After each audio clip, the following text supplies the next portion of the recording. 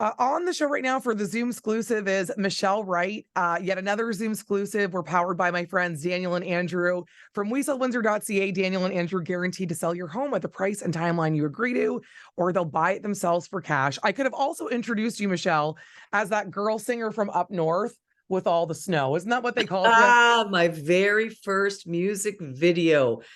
Whose idea was it that I wear a big sacky coat anyhow? This But it was, no, this is in Michelle. This is oh, in. well, This see, is I was back. ahead of my time.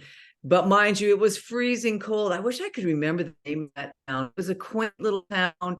Oh my gosh, if you get a moment, any of the listeners out there, my New Kind of Love. And we went into a barber shop in the local hairdresser place, actually, a salon. And the local ladies were in the film, and it was so fun. It was wonderful. Was it in Yeah. Canada? Did you film that in Canada? Yeah. My first few videos, gosh, I've filmed actually quite a few up there, but that one and the second one that followed after that one, Nobody's Girl, was filmed in Canada, and What Love Looks Like was filmed in Canada. I Will Be There was filmed in Canada. Shut Up, and I actually, quite a few of my videos were filmed in Canada. Yeah. Very cool. Well, I mean, the coat, I feel like every girl's wearing that entire outfit now. Just like the clothing, 90s country, alive and well, making a comeback with certain artists. You've released, what album is it? And what album is milestone for you? I believe it's number 11, I think 11 or 12. Gosh, I really should know that, but I think it's 11. Yes. And 30 years in the making. It's been 30 years since you. That's so interesting that you say that. My very first album came out in 1985. Oh, sorry. I started recording my first album, and my first singles came out in 85. Then the album came out in 87. And then that album got me my record deal with Arista Records. And then we put out the album with New Kind of Love on it, the album called Michelle Wright. And then we followed that with Now and Then, which had Take It Like a Man on it. And so we realized in 2022, it had been 30 years since the release of Take It Like a Man. So we decided we really could not let that go, could not let that pass. And to celebrate it, we put the milestone record together. And interesting that you mentioned sort of the timelines and the years and so on, because some of the songs that were on that record I've held on to for 20 years that I've wanted to record, like Love in This Day is a song I've had for 20 years. And a song called The Faithless Kind is a song I've had for 20 years. And I've always wanted to record it. So for this record, I did. And re-recorded Take It Like a Man, which was such an amazing experience because we used 4 of the 6 original studio musicians on that recording, and a bunch of new things I wrote and so on and so forth. And it's been such a celebration. Now, do you find that the 2 songs, do they sound any different sonically? Because I mean, the equipment is probably different. You know what? I'll tell you what, besides the sonics, we did everything else the same. Same key, like I said, 4 of the 6 original musicians. Bruce Boughton played that. So he played on the record again, but sonically, there it is. Yeah. I got to say, whoever styled you, I just can't get over it. It's very... I mean, you are ahead of your time, my dear Michelle Wright, but this is very Lainey Wilson. I'm into it. I picked that outfit, and I brought all the clothes that I wanted to wear for the photo shoot for that. And now I wasn't sure I was going to pair the gold top with the gold pants, but once we put it on, we were like, that'll work, But yeah, you brought up another interesting point, is that sonically, it's so nice to have a fresh recording of Take It Like a Man, because the sonics have changed.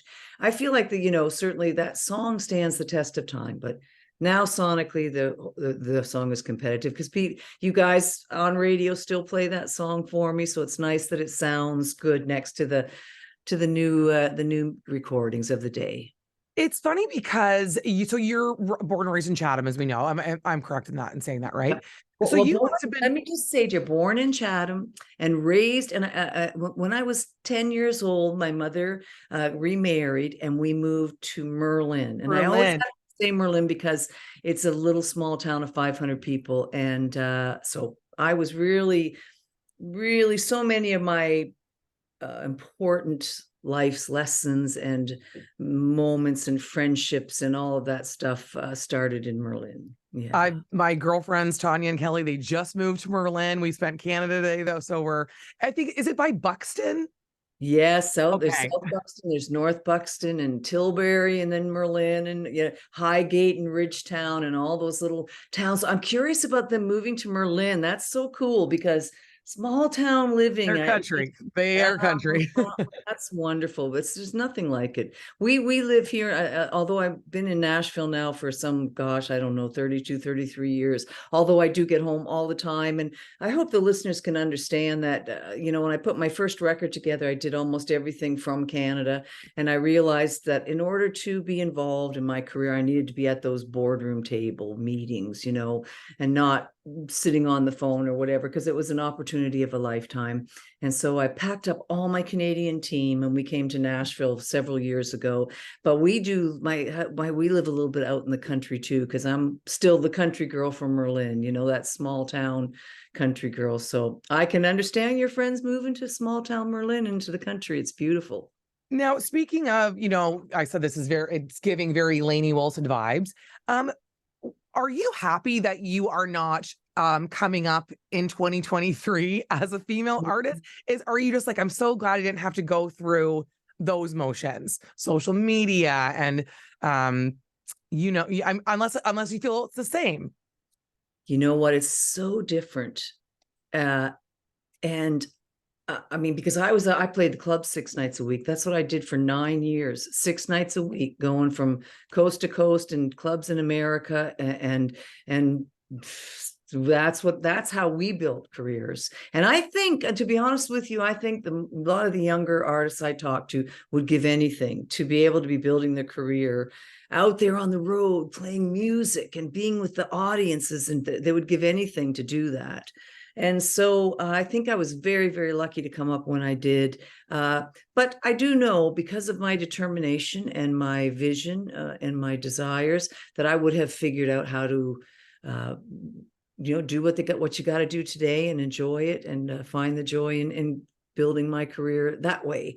But I do think that those of us that got to get out there 6 nights a week, make a living, playing every night, were very, very lucky. Is there anybody that would be on your, like, any of the new up and coming female artists that you'd be like, I'd love to perform with them or sing a song with them? I mean, you're right in Nashville. You probably see them out and about. I would at different circles.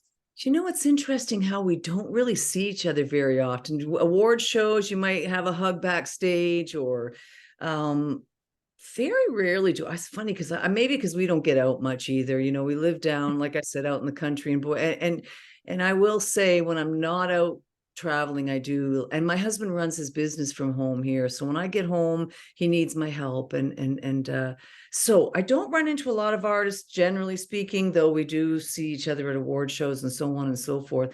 Who I have always been a big fan of, and I'm very proud of her, is Tenille Townes. Oh, I wish I had that picture. There was pictures on your Instagram where she looks like a baby. She looks so young.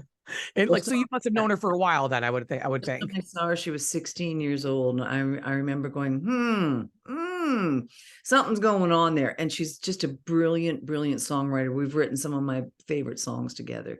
So she comes to mind. I mean, I really think the women are sounding the girls, the women are really sounding fantastic these days. I just love what they're doing. I love what their vibe, their I love to see the clothes and hear the songs and because they're singing stuff, and that on and on, that conversation about women in country music, it's just so important. What they sing about is what we relate to. Now, I do understand the young girls listening to country music and wanting to hear the hot boys singing to them. I get all that too.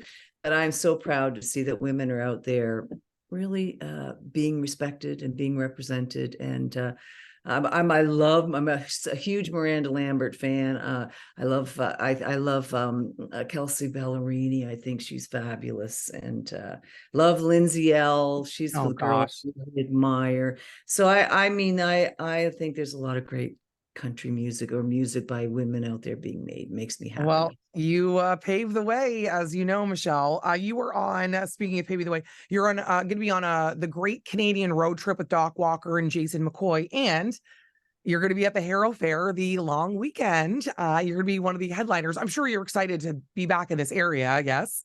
Always, always. Well, and the last time we played the HARROW Fair was 2006. So it'll be wonderful. And speaking of girls, I guess every night is being my understanding is every night's being headlined by a gal, That's right. and Genevieve Fisher is such a beautiful singer. She's and Jessie T too. I know Jessie. We did a singer-songwriter, few singer-songwriter shows together, and she's just really a force to be reckoned with, So yes, we're coming back to the HARROW Fair. Me and the boys are going to load up and head down, or head up, I guess, head Right. north. And we can't wait to come and do our thing. And we're a pretty high energy show. I've always been a high energy show, and we bring lots of hits and lots of fun and a fabulous band. So it'll be great. What does it mean to you, really and truly? Because there's something to be said about Take It Like a Man. There's something about that song. It's like R&B with country. What is it all these years later when you see people singing it back to you in a live setting? What does that mean to you? Well, I love that you recognize the R&B in there, because I was raised on country music with my mom and dad being country music singers and performers. But I was also raised on the sounds of Motown coming at me from Detroit. So, I find my eyes are darting back and forth, because when I look at myself on the screen and I look over at you, it looks like I'm looking here, and then I'm looking at what do you do? Are you looking at the green light? We're still doing Zooms. I still can't get over it. How come you look like you're looking right at me? Are you looking right? I gotta look at the right. Does that look like I'm looking right at you right there?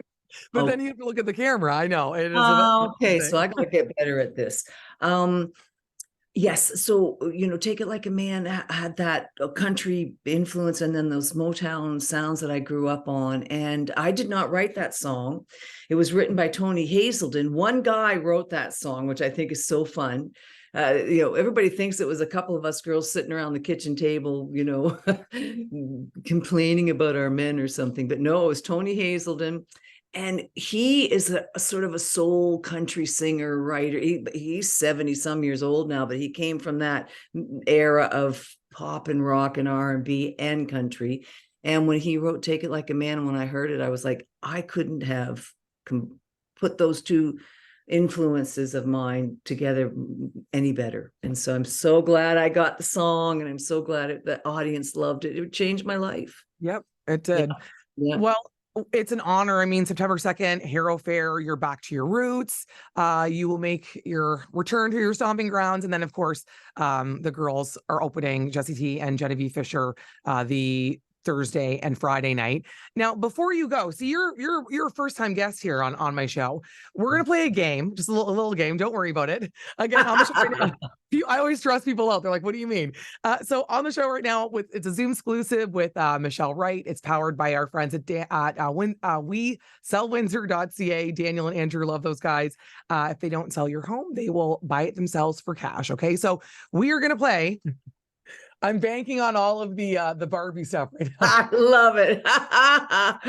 Barbie, right or wrong? So Barbie, right or wrong? Because we keep talking about your outfits, because man, if anybody looks back at your videos, all of those clothes are completely back in style. So you need to tell me, I'm going to give you a little snippet of either an outfit from one of your videos or a performance.